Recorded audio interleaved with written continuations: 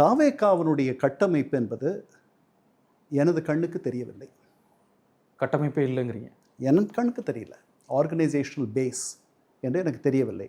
கரூரினுடைய மாவட்ட செயலாளர் யார் என்று எனக்கு தெரியவில்லை. போலீஸ் தேடும் வரை அவர் காணாது போய்விட்டார், அவர் தப்பி விட்டார் என்று நமக்கு தொலைக்காட்சியில் செய்தி வரும் வரை அப்படி ஒருவர் இருக்கிறார் என்பது என்னை மாற்றி ஒரு ஆளுக்கு தெரியல. அப்படி இருக்கக்கூடாது. சரிதானா? இப்போ நீங்கள் வந்து ஜெயலலிதா அம்மையார் இருக்கும் பொழுது நீங்கள் இதுக்கு போகிறீங்க, கோபிச்செட்டிப்பாளையம் போகிறீங்கன்னா கோபிச்செட்டிப்பாளையத்தினுடைய லோக்கல் ஸ்ட்ராங் மேன் யார்? செங்கோட்டையன். அது மாதிரி ஒவ்வொரு மாவட்டத்திற்கும் ஒருவர் இருப்பார் இல்லையா? இப்போ திருச்சி, இப்போ இன்னைக்கு இருக்கிற நீங்கள் திருச்சி போனீங்கன்னா யார்? கே நேரு. அந்த மாதிரி நீங்கள் யூ ஹேவ் டு எம்பவர். உங்களுக்கு அடுத்து இருக்கிற ஆட்களை நீங்கள் எம்பவர் பண்ணணும். அவர்களுக்கு அதிகாரம் தர வேண்டும், அவர்களை சக்திப்படுத்த வேண்டும், அவர்களை ஆற்றல் படுத்த வேண்டும். உங்களோட ரொம்ப இளைஞர்கள் இருக்கார்கள், அவர்கிட்ட நிறைய ஆற்றல் இருக்குது, நிறைய சக்தி இருக்குது. ஆனால் அவர்களை, அந்த சக்தியை நீங்கள் அதற்கு ஒரு வடிகால் அமைக்க வேண்டும்.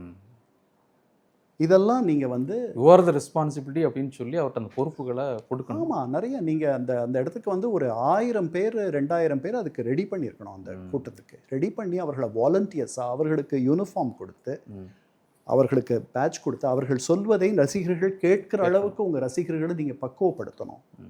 அது ஒரு அளவுக்கு தான் பண்ண முடியும், அது எனக்கு புரியுது. அவர்கள் இருக்கணும். 27,000 பேர் வராங்கன்னா 1000 வாலண்டியர்ஸ் வைக்கலாமே.